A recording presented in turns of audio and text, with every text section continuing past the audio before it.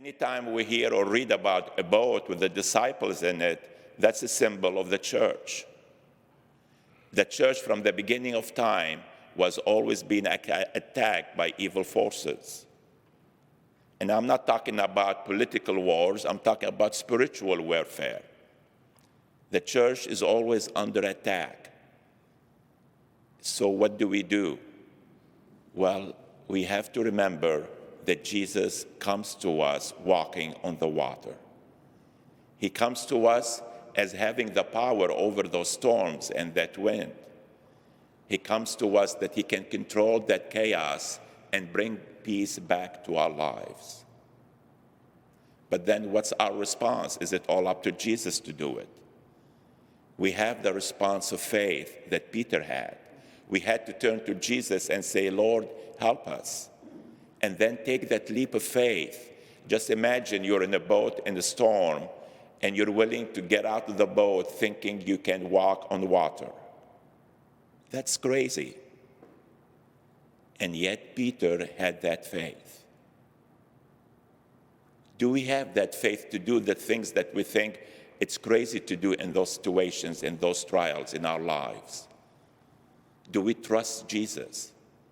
When Jesus, it is I, he's referring to what happened to Moses when Moses asked God, what name should I tell the people is your name? And he said, I am. Sometimes we forget who Jesus is, that he's God. He has the power of God, the Almighty God, that he's already won victory over evil, over storms, over the wind, over the sea. And he's waiting for us to come to him. Do we have that faith that makes us get out of the boat and go towards Jesus? Sometimes our faith is wavering, just like Peter, when things even get worse. And a lot of times when we're turning to the Lord, when we're dealing with storms in our lives, things get worse before they get better. Do we persevere during that time? Or like Peter, we panic and we begin to sink? But even then, if we stretch out our hand to Jesus, he will save us. He will pick us up and put us back safely in the boat.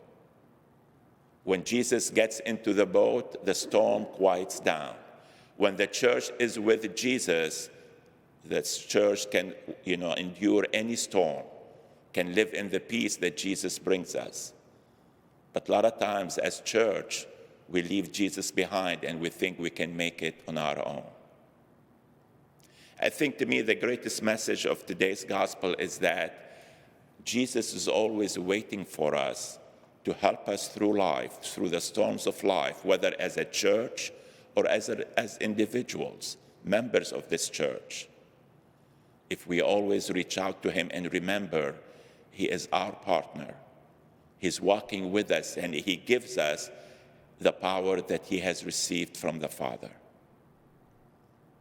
Do not be afraid. Maybe you're going through a difficult time in your life and you're afraid, you're discouraged. Let the words of Jesus give you hope. Do not be afraid. Have courage. It is I, the Lord.